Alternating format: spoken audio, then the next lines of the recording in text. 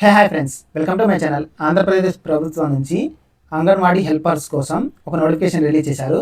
ఇక్కడ చూడండి, విశాఖపట్నం జిల్లాలో గల ICDS ప్రాజెక్టు పరిధిలో ఖాళీగా ఉన్న అంగన్వాడీ హెల్పర్ పోస్టుల భర్తీ కొరకు జతపరిచిన జాబితాలో పేర్కొన్న కేంద్రాల్లో ఖాళీలను భర్తీ చేయుటకు అభ్యర్థుల నుంచి దరఖాస్తులు ఆహ్వానించబడుతున్నవి.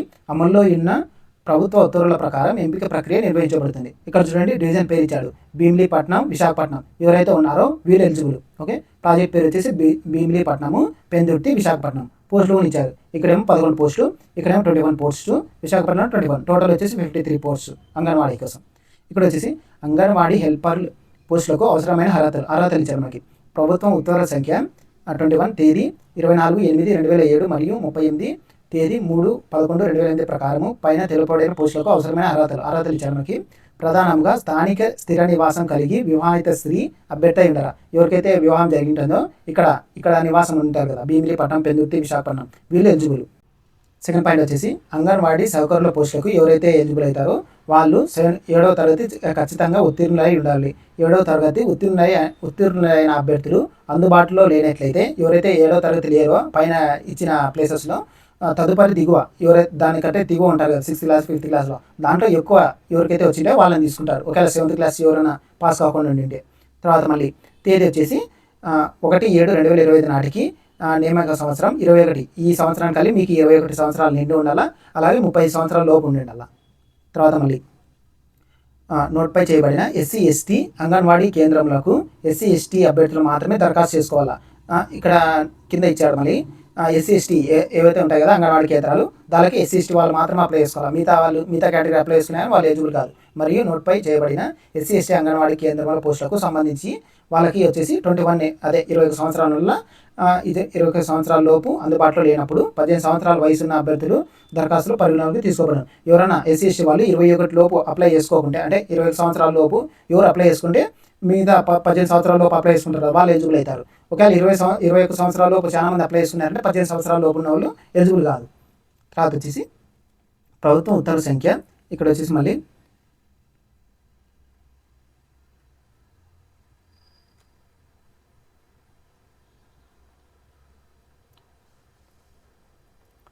నెక్స్ట్ పాయింట్ వచ్చేసి ఇక్కడ ఇచ్చారు మళ్ళీ.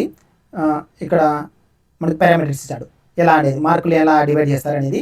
10వ తరగతి పరీక్ష ఉత్తీర్ణత అంటే మీ 10వ తరగతి బేస్ చేసుకొని 50 మార్కులు ఇస్తారు. అలాగే ఫ్రీ స్కూల్ టీచర్ ట్రైనింగ్, కృషి, free school management training intermediate board వారిచే లేదా గుర్తింపు పొందిన యూనివర్సిటీ ద్వారా పొందిన సర్టిఫికేట్ కలిగిన వారు లేదా ECE వర్కర్గా పనిచేయుచున్న వారికి ప్రైవేట్ స్కూల్ కాన్వెంట్లో పనిచేస్తున్న వారు దరఖాస్తులు పరిగణించబడవు. ఇక్కడ ఇచ్చారు మళ్ళీ, ప్రైవేట్ స్కూల్స్ కాన్వెంట్లో పనిచేస్తున్న వారి దరఖాస్తులు పనిచేయవు. పైన ఇచ్చారు కదా, దీనిలో ఎవరికైనా సర్టిఫికేట్ ఉంటుంది కదా, ఆ సర్టిఫికేట్లకి 5 మార్కులు ఇచ్చినాడు. ఓకే, తర్వాత వితంతువులు ఉంటారు కదా, వాళ్ళకి 5 మార్కులు. తర్వాత మైనర్ పిల్లలు కలిగిన వితంతువులకు 5 మార్కులు యాడ్ చేస్తారు.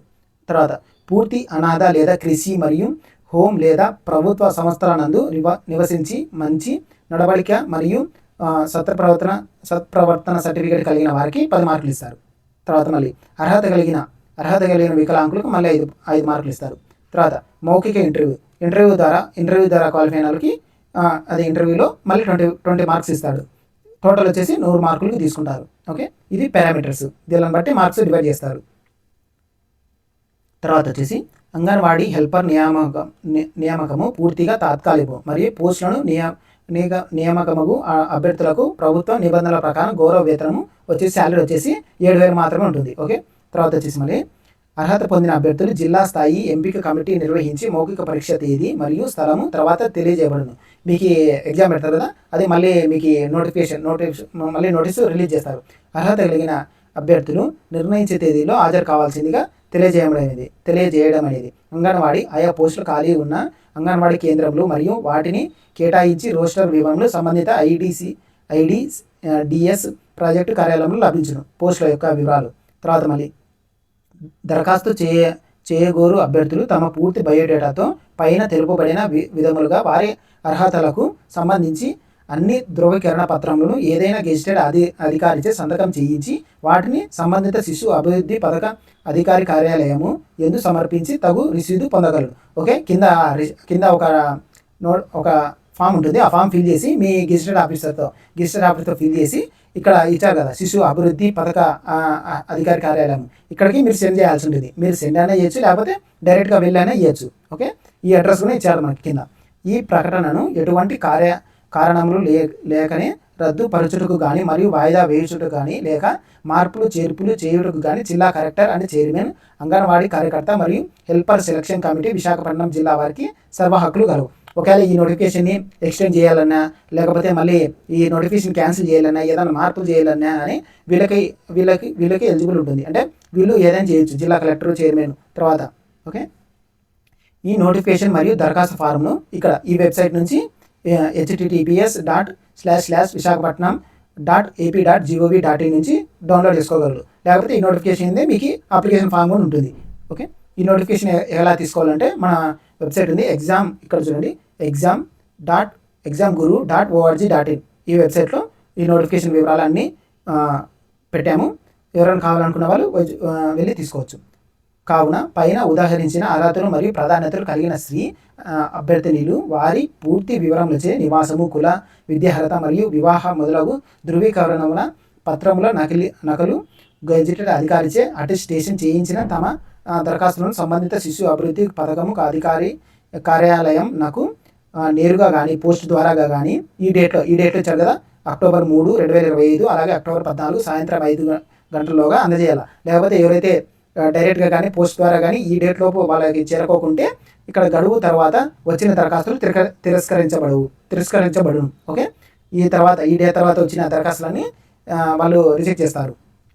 మనకి ఇచ్చాడు ఇక్కడ జిల్లా మహిళా మరియు శిశు సంక్షేమ మరియు సాధారిత అధికారి విశాఖపట్నంది. ఇక్కడ పోస్టుల వివరాలు ఇచ్చారు చూడండి. వేకెన్సీ ఏ ప్లేస్ ఎన్ని పోస్టులు ఉన్నాయి అనేది అదే ఇక్కడ ఇచ్చారు. భీమిలీపట్నము, మీ యొక్క ప్లేస్ ఉందో లేదో చెక్ చేసుకోండి. భీమిలీపట్నము, ఇది వచ్చేసి విశాఖపట్నం వార్డు ఇచ్చాడు మనకి, నేమ్ ఆఫ్ ది సెక్టార్ ఇచ్చాడు, అలాగే సెంటర్ ఇచ్చాడు ఎక్కడ అనేది. ఇది కూడా విశాఖపట్నంది. తర్వాత మళ్ళీ విశాఖపట్నంది,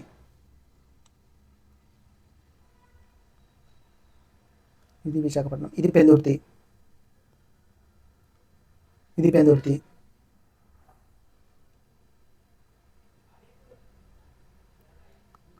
కూడా పెందుర్తి.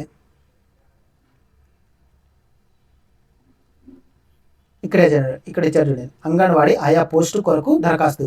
ఇక్కడ ఈ ఫామ్ తీసుకొని మీరు ఫిల్ చేయాల్సి ఉంటుంది. మీ యొక్క పాస్పోర్ట్ సైజ్ ఫోటో, మీ యొక్క పేరు, మీ యొక్క భర్త పేరు, దరఖాస్తు చేసుకున్న పోస్టు పేరు పైన ఇచ్చారు కదా, మీరు ఏ పోస్టుకి అయితే అప్లై చేసుకుంటారో ఆ పోస్టు, దాని యొక్క వార్డు, గ్రామం పేరు, సెంటర్ కూడా పైన ఇచ్చాడు. ఈ నోటిఫికేషన్ పైన సెంటర్ ఇచ్చాడు కదా, సెంటర్ ఇక్కడ ఇచ్చింటాడు.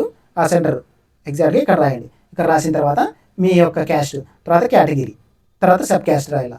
మీరు వికలాంగులు అయితే వికలాంగులు దేనికి సంబంధించినది, తర్వాత ఈడబ్ల్యూఎస్ సర్టిఫికేట్, మీకు ఈడబ్ల్యూఎస్ సర్టిఫికేట్ ఉంటే ఈడబ్ల్యూఎస్ సర్టిఫికేట్ నెంబర్స్ ఇక్కడ రాయాల్సి ఉంటుంది. తర్వాత పుట్టిన తేదీ అనేది పుట్టిన తేదీ, తర్వాత వయసు, తర్వాత వచ్చేసి మళ్ళీ మీ ఆధార్ కార్డు ప్రకారం అనే పుట్టిన తేదీ, లేకపోతే మీ దగ్గర 10th క్లాస్ సర్టిఫికేట్ ఉంటే అదే 7th క్లాస్ సర్టిఫికేట్ ఉంటుంది కదా, దాంట్లో ఎలా అయితే ఉంటుందో అలా ఫిల్ చేయండి పుట్టిన తేదీ.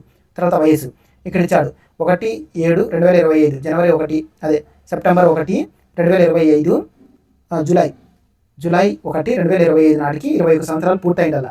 అలాగే 30 సంవత్సరాల లోపే ఉండాలి. తర్వాత విద్యార్హత రాయాల. స్థానిక నివాసము, మీ యొక్క నివాసం బట్టి మీకు ఉంటుంది. వేరే నివాసం వల్ల అప్లై చేసుకోవద్దండి. పైన ఇచ్చారు కదా నివాసం, పెందుర్తి, విశాఖపట్నము, భీమిలీపట్నం అది ఇచ్చారు. వాళ్ళు మాత్రం ఎలిజిబుల్. ఇక్కడ చిరునామా ఇచ్చారు మనకి. చిరునామా మీ ఇంటి యొక్క అడ్రస్, మొబైల్ నెంబర్, యాక్టివ్లో ఉన్న మొబైల్ నెంబర్ ఇవ్వండి. తర్వాత ఆధార్ నెంబర్, మీ ఆధార్ నెంబర్, ఓటరు గుర్తింపు కార్డు నెంబరు. ఓకే, తర్వాత వితంతుగా ఉన్నారా లేదా, తర్వాత మైనర్ పిల్లలు కలిగి వితంతువులుగా ఉన్నారా లేదా, ఎస్ఆర్నో. తర్వాత free school training, school management మరియు ఈసీఐ కార్యకర్తగా పనిచేస్తున్నారా, ఇది రాయాలి. మీరు అభ్యర్థి అనాథగా ఉండి బాల సదనంలో కానీ మరి ఏ ఇతర ప్రభుత్వ సంస్థలో ఆశ్రయం పొంది ఉన్నారా, దానికి సంబంధించి మీరు ఇక్కడ రాయాల్సి ఉంటుంది.